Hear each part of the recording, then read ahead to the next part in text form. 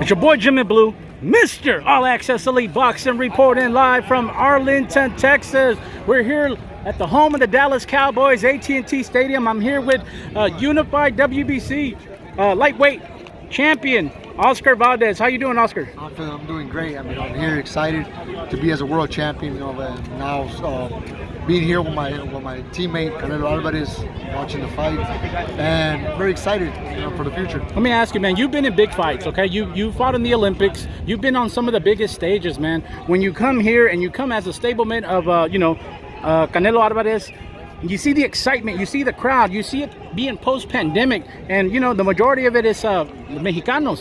What is that? What does it make you feel, brother? It brings a lot of pride to me. You know, it just motivates me. That's right. To be one day be like Canelo. I see all this crowd and we miss it. You know, with this whole pandemic situation, we don't have the fans in the fights. I truly miss the fans. When I see them in the weigh-ins and I see the crowd yelling "Viva Mexico," I miss it. Can't wait to have my own fight and one day have a big crowd like this.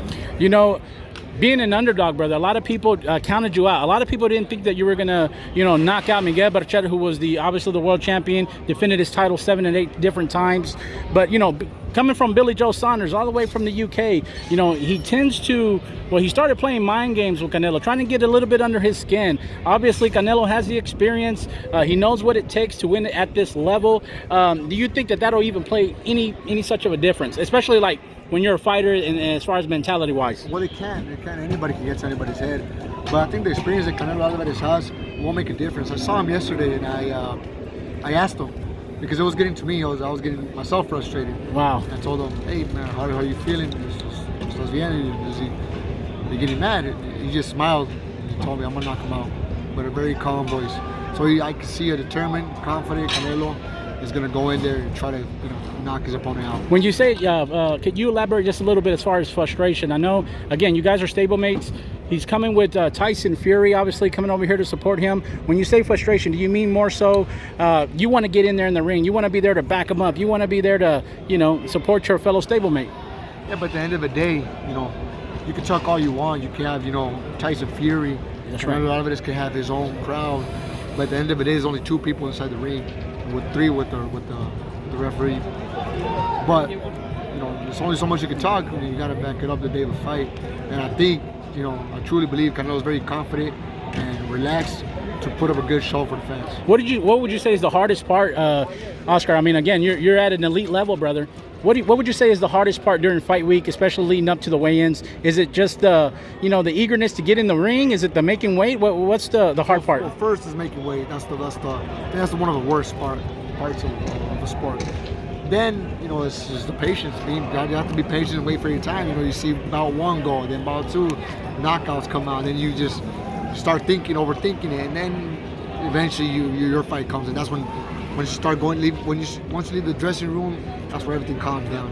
My last question to you, brother, because I really appreciate your time. You're always gracious with your time. We'll throw some names out there, man. I know you got a big win. There's WBO champion Jamel Herring. Obviously, you have Gabe Flores Jr. There's also, anybody else that I'm missing? Jojo Diaz. There's several other fighters, man. Shakur Stevenson. When you think of those names, realistically, what's next for you, brother? What is it that you want? I know that, again, you're on the A side, so what do you want next as far as the top rank? I want to unify. That's the real one I want to do. Unify whoever it is. The most reasonable one will be Jamel Herring, without a doubt. So, got nothing but respect for Jamel Herring. He's a great fighter. He proved he did a great show his last fight against Carl Frampton. And of course, fans want to see it. Let's make it. And also because I want to unify that title again. Get another title and one day be undisputed. Well, we appreciate your time, champ. Any last shout outs you want to give to any of your friends, any of your family, any of your fans that are watching back home for a big weekend? I just want to tell everybody thank you all for the support. I appreciate each and every one of everybody's support.